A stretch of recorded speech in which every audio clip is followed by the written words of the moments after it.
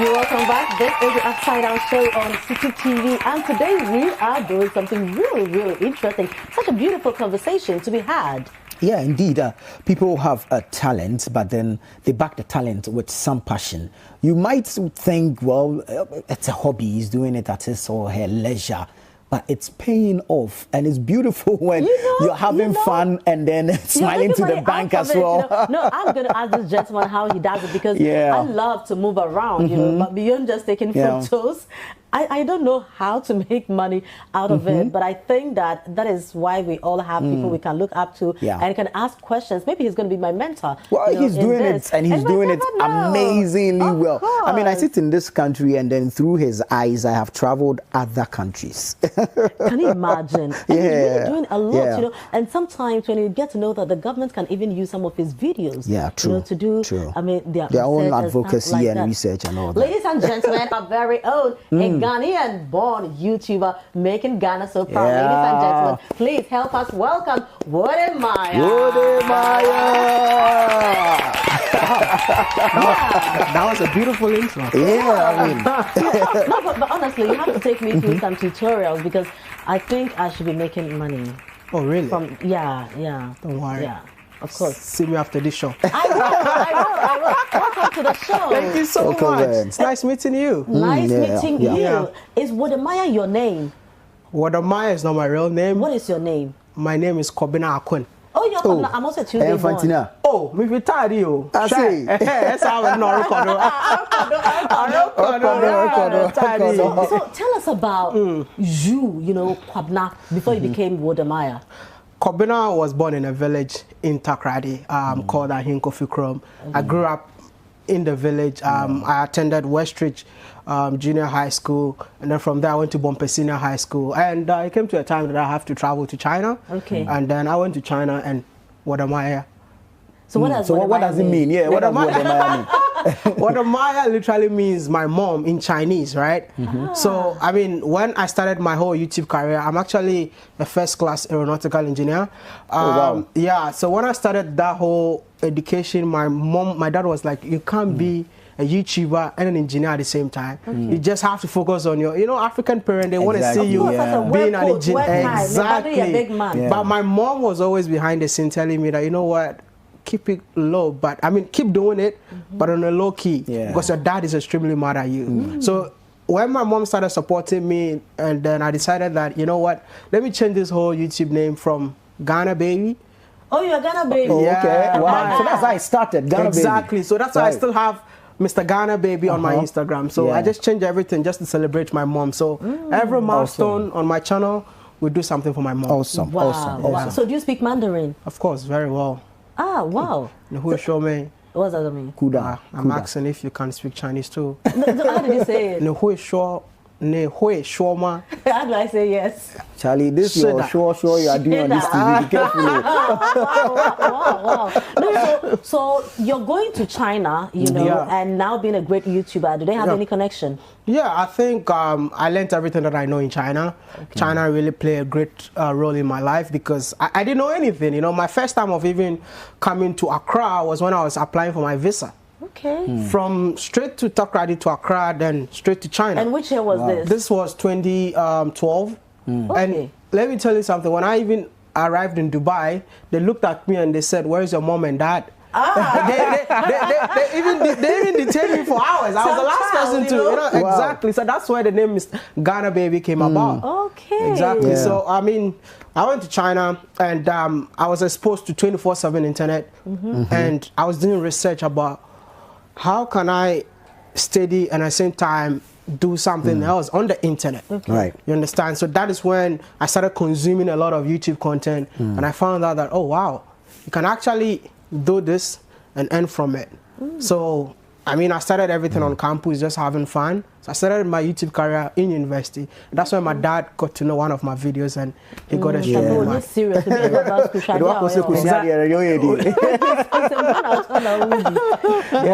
How do you create the content? And when you start off, are you certain that, okay, this is going to be eye-catching?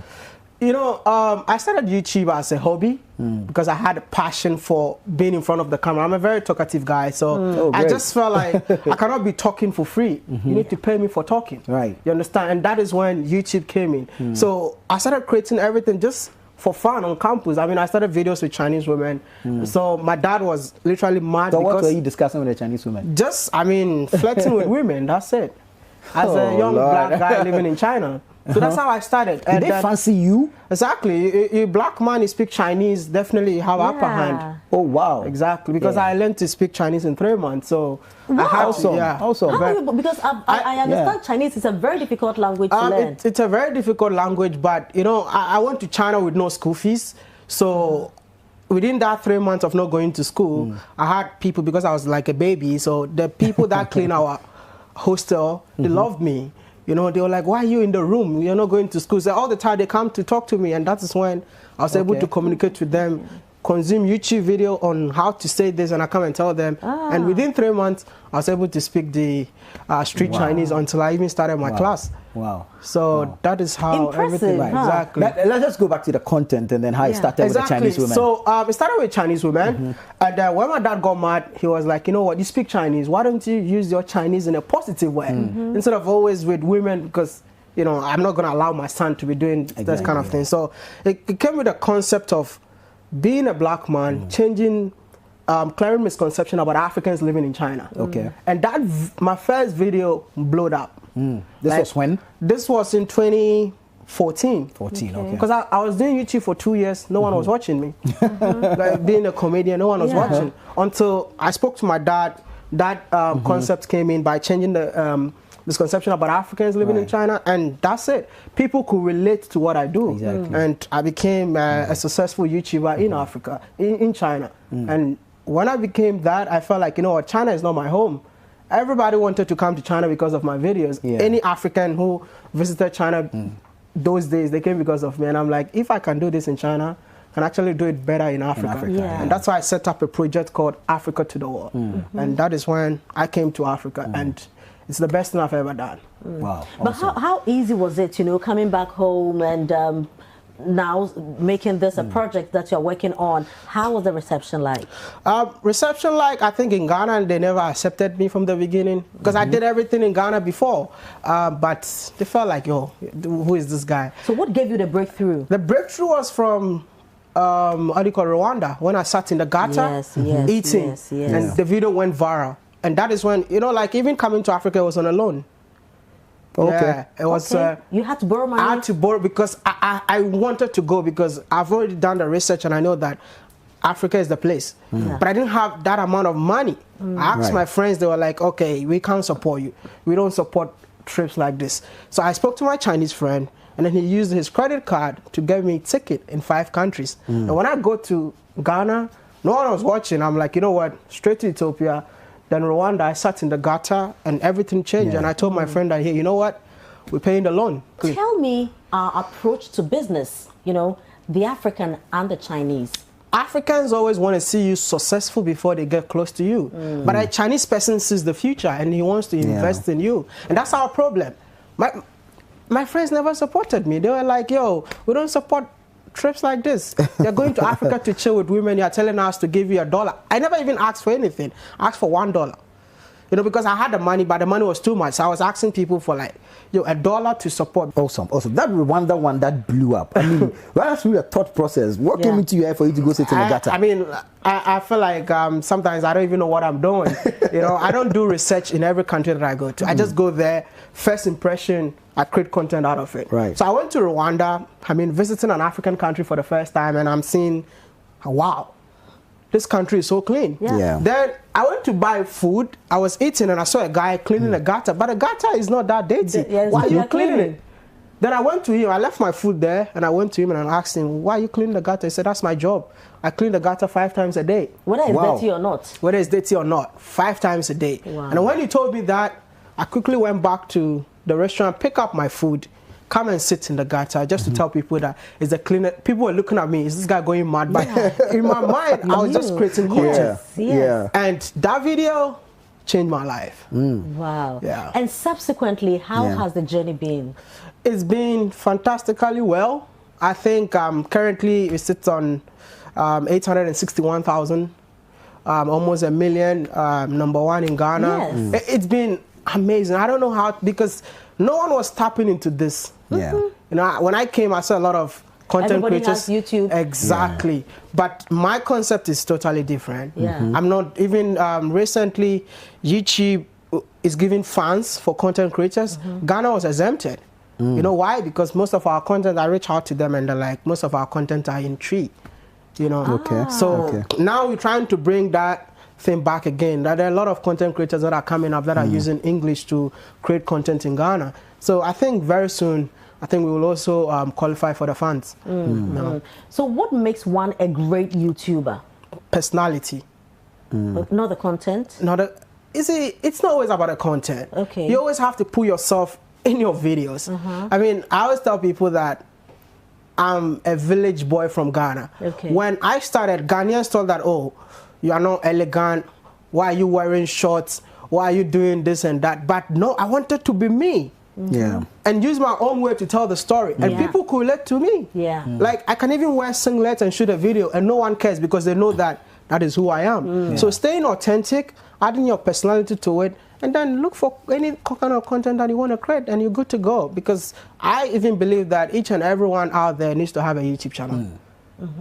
You know, people always, in Africa, they said, oh, go to school, I mean, come out, but I don't see any profession that pays more than YouTube. So for instance, if you put your video out on YouTube, exactly, and you have about like 10,000 people watching, so smart. How much are you likely to make? Okay, I know where you're going to. Okay, YouTube is not about views, yeah? Yeah. It's about location. Okay. Where are people watching you from? Okay. If I have 10,000 views and people are watching me from Ghana, I don't make money. Ooh. So how do you make the money then? Most of my audience are in the diaspora. I don't have people from, like, I have people watching me from Ghana, but majority of my people that watch me don't live in Africa. There are people who have missed home and they want to see what's going on in Africa. So all of them are abroad. When you have 10,000 views coming from abroad, you earn more than somebody who is in Ghana watching your video. But why? That is like advertisement don't pay in Ghana. You know, in US they pay dollars. Yes, yes, okay. In UK they pay pounds. In Ghana they pay cities. That's a value is different. Exactly. So that's how it works. So it all depends on your audience. So I can't really tell, like, okay, this number of views, how much you're gonna pay you. Right. Yeah. But averagely in a month, how many like videos are you putting up and how much money are you looking at? Wow. So videos, we can go for like 10 to 15 videos. A month? In a month? Yeah, 10 to 15, because I have a whole team, you know, so 10 to 15 videos, and then with the amount, we'll talk about that later. So if you want to be influential, you know, how often do you have to post? You see, YouTube is also about consistency. Okay. And I always tell people that you do 9 to 5 job, right? You go to work from 9 o'clock to 5 o'clock. So as an influencer, I have to create content every day.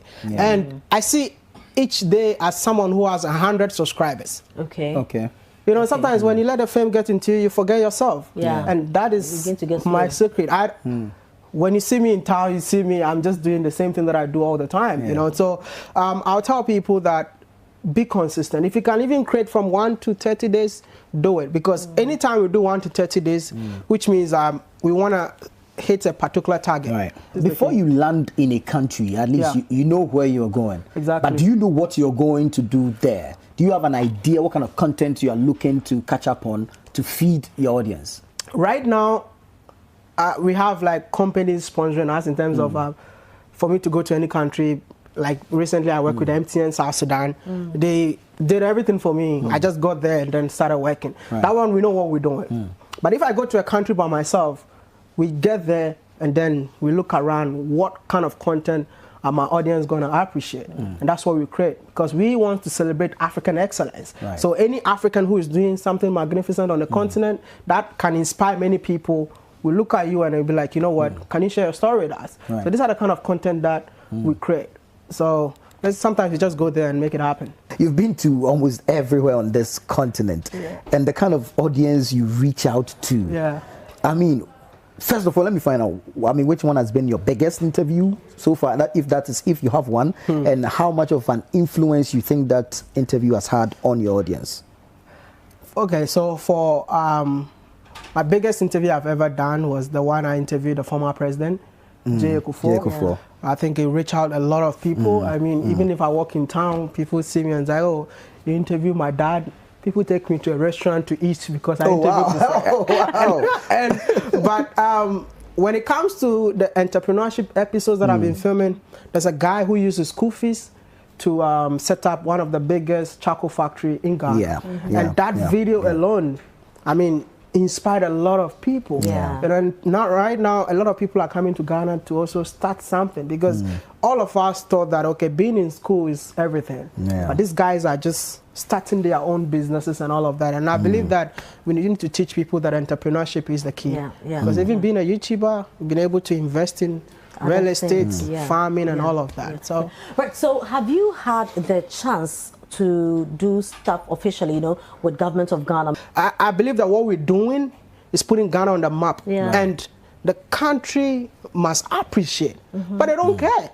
See, recently, I did a fundraising of $10,000 for a man who is building a park. The park was a refuse dump, and the man converted into. But someone like that, the tourism board needs to support. I went there personally, donated the man $10,000, and then it was so funny that we saw people from the tourism board over there saying that, oh, the park is done. I'm going to bring people to come and explore here. Oh, but this after the person did it on after the day I was doing the donation, after the guy doing everything, the tourism board just sent somebody to go there. Now they're even an authority. They're even bigger. They went there to check if the park is done, and they're going to bring people. Oh my goodness. I was there and I'm like, how do you guys see things? It's not cool at all. You know, it's another thing for another day. What can we do? You know, what can the nation do to take advantage of people like you? We just need to get the right people in position. You know, we need to have people who have passion for the country. People who are in position in the country don't care. They don't care, because go to Kumasi, go to what do you call it, Lake Bosunche. Oh my goodness, it's just there. Nothing. No one is doing anything over there. This can boost tourism in the country. And I feel like, do these guys even know the worth of Lake Bosunche? Nothing is happening. So, which means people who have roles don't have passion for tourism. They're just there, maybe because of their political affiliation.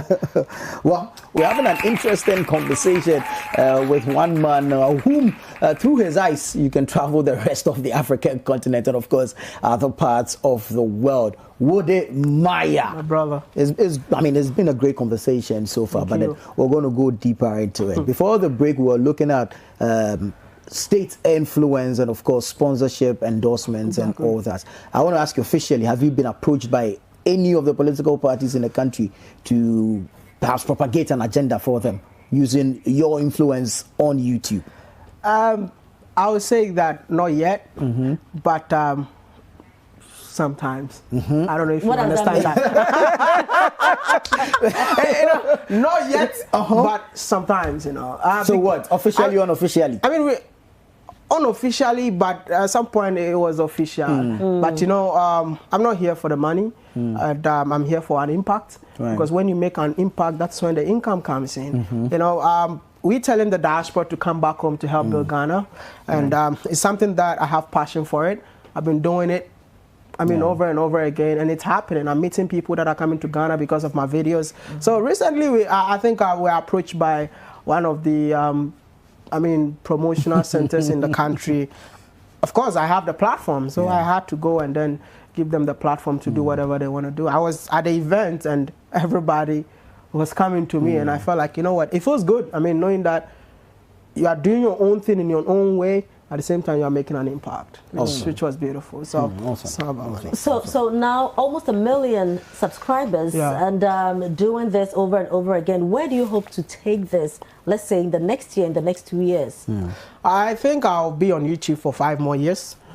Because I have I've been to 21 African countries, and the goal is to travel every African country. And also we're going to the Caribbean, Jamaica, Barbados in September. We're trying to bridge the gap between Africans globally. So in 5 years' time, I think we're going to set up our own TV channel where people are going to report positive news about Africa in their various countries. So we're building it. We're building it already. We have people, like everywhere I go, I create a YouTube channel for people, for them to start making money. So whenever we start our own thing, there will be our reporters in various countries, and I'll just sit back and watch. CEO level. So one day when Wode, I don't know how old you are now, but you are Ghana baby, you know? Yeah, no, baby. So one day when Wode is like, say, 50, 60 years old, what would you want to be remembered for? The village boy who's single-handed changing the narratives of the continent Africa. It's happening. I'm seeing Africans uniting just because of my videos, Africans getting to know each other just because of my videos, and that is the only thing I want to achieve, and when I'm done, I'm out. Right, but having traveled all these countries, you've done 21 African countries already. How does it change your perspective on issues, especially with tourism, because that's like basically your forte, that's where you're pushing? We always say this is Africa, but I'll tell you that some African countries are way ahead of others. And I believe that some African countries can learn from other African countries, but it's not happening. You understand? I went to Namibia, and let me tell you something. They got the best roads in Africa. But let me tell you where they got their road concept from? From Ghana. Can you tell me that you got the best roads in Africa? No. They got the concept. I met the Minister of Roads. I interviewed the CEO of what did he say? They told me they got their concept from Ghana. What is the concept? I don't know the concept of roads in See, Ghana. the concept of building the best roads, they got the best roads in the entire continent of Africa. But they got the concept of building the ideas, everything from Ghana. So how come we are not there? Then ask the people in power. Ask the people in power. I was shocked. You know, when they asked me, they told me that, I know you're from Ghana, yeah? I'm going to tell you something. Yeah, in my country, because they're coming to tell us about, we got the best roads and all of that, but we got everything from your country. How did that make you feel? Exactly, how did you feel? I shed tears, bro. Because I was like, what did we go wrong, man? Exactly, yeah. Well, so moving around the 21 countries in Africa, what do you think Ghana needs to be doing? I mean, because we always talk about Ghana, we want to see Ghana, you know, up there. What do we have to be doing? What are some of the positives that you think we should also be looking at? I think if you're a Ghanaian, you need to be proud of yourself. You know why? Because of Kwame Nkrumah. Everywhere I go to, people respect me a lot, thinking that my country is on top of the world, just because I'm coming from Ghana. But when you go to a country like Kenya, you see the development, and then you come back to Ghana, and you don't see that happening. I met a man who asked me, oh, did you come here with Ghana Airways? And I'm like, I came here with Ethiopian Airlines. And he's like, you don't have airlines? I'm like, no. But Kwame Nkrumah had an airline. I'm like, no. Currently, now we don't have. The man was so disappointed. You know, I just felt like Ghana has the name. But when you come here, there's nothing. The only thing we have is peace. And we've been talking about peace. These days. Hey, okay. That one is another another story for another day. All right. We have peace. But I feel like Ghana can do better. The country is over 60 years now, and things need to pick up. We need to improve. I mean, there's so many things that are wrong in a country, man. I don't want to go too much into details, but I believe that Ghana and Ghanaians deserve better. You can't compare Tanzania to Ghana. But let's look at, you know, it is the human beings who make up the country. Okay? So when you go to, so for instance, you mentioned when you went to Rwanda, somebody's job is to be cleaning the gutters five times a day. So even when the place was not dirty, the gentleman was there making sure that I'm doing my job. What should Ghanaians, the human beings in this country, what do we have to do? I mean, the system needs to be fixed. And when the system is fixed, it's fixed the mindset of the people. But the system is run by humans. No, we are all citizens, right? But if you go to Rwanda, the system is working because the leaders set up what? The system for us to follow. Look at a Ghanaian man in the United States. Take him to the United States. They will tell him that when he sees a rubbish, he should put it in what? In a bin. will he put it on the floor? No. When he comes to Ghana, he put it on the floor because the system is not built. That's why I don't agree with people who are saying that we should fix our mindset. The leaders are also citizens, right? And we all know that this is not right. But you're telling me that you grew up with it. When you are growing, you know that when you want to eat food, you have to wash your hands. Yes. So it's the same thing. Coming up from there, knowing that, okay, I didn't know, that was why I was doing the wrong thing. But now I'm grown. I know that when you put rubbish here, you're going to fall sick. All of us had education. So you cannot tell me that when you get the power, you're still going to repeat what you used to do. Yeah. It has to be changed. Exactly. You understand? And who changes it? When you get up there, set up a system that will affect all of us. And that is what Rwanda did. You can't put a rubbish on the floor in Rwanda. You'll be arrested. So when it's something like this exists, no one dares to do that. You understand? So I believe that it's the citizens that goes up to the leadership. So when you get there, you guys should put your heads together that we want to build Ghana. Must it not start from the citizens? Because we are also putting the people there. And I always ask myself that if you have a neighbor, you understand, that you know that, okay, this is my neighbor. I know that this person lives his life like this. But because of what probably I would also get, because this is my neighbor, yo, brothers, they like you mentioned, it's about whom you know. So although I know this person might not be able to do the work, because I am connected and I might also get something from it, I will force and put the person there. And then the person gets there and we are all doomed.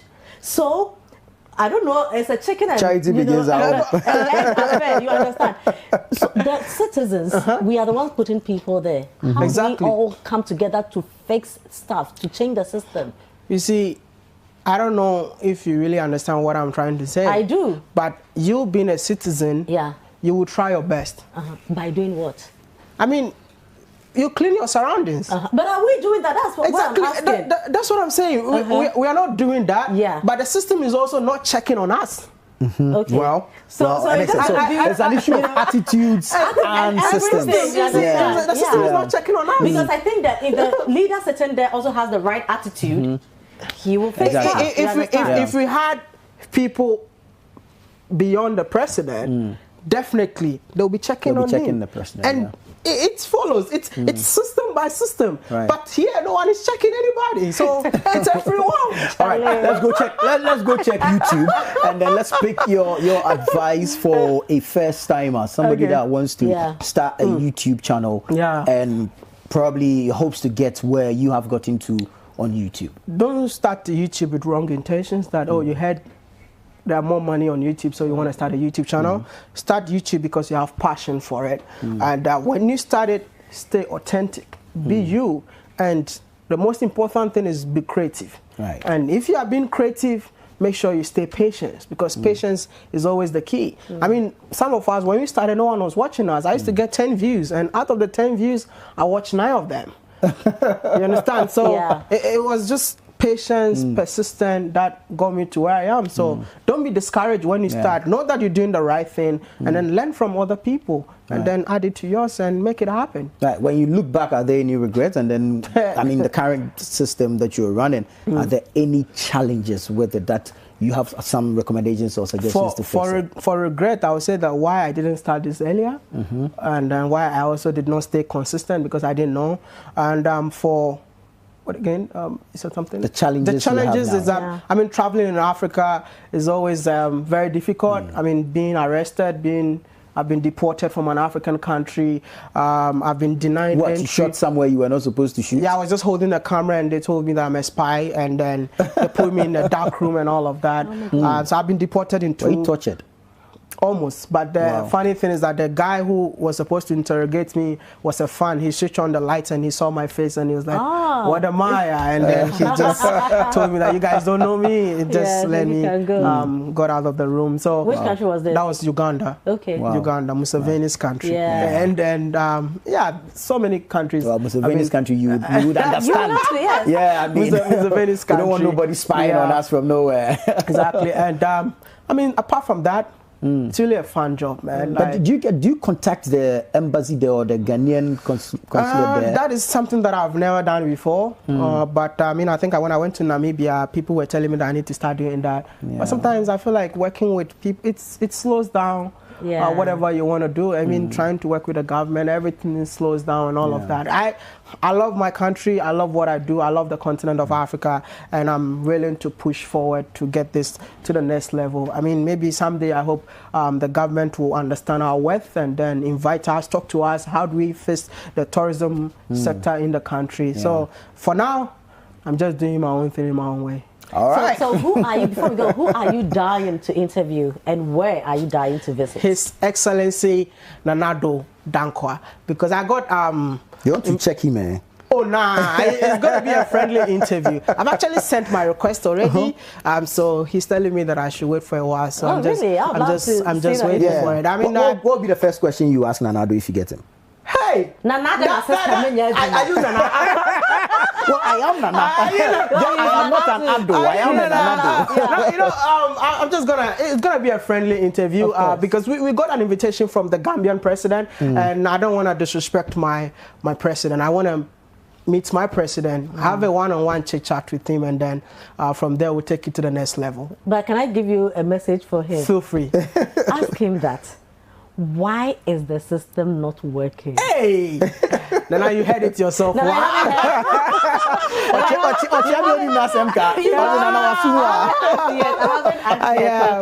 because I think that there are lots of things. We all love Ghana, you know, and I think that if we all put our hands on deck, we can build Ghana. You understand? But they have the power. They have what it takes to make things happen. So we should all get involved. I mean, we should all get involved, and they should give us the right attitude. They should let us believe in them, you know. And which country do you want to visit? Are you desperately waiting to go and see? For now, I think Congo.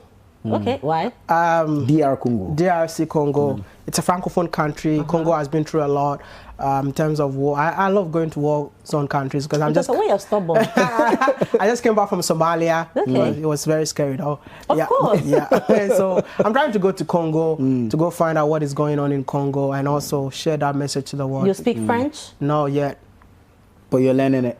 I'll start my class very soon. Okay. That's one of the reasons why I didn't go. But the thing is, like, when you don't go to such countries, I have subscribers all over the continent, so people start giving you pressure. But I feel like I have more Congolese fans right now, so it's time for me to visit them. So that's why I'm going there, just to see what's going on there. Awesome. All right, so thank you very, very much, Wode, for coming. We are so proud of you, and I really believe that Ghana would very soon, you know, tap into what you are doing and put Ghana out there for the whole world to see the amazing things that we are also doing here and the beautiful country that we have.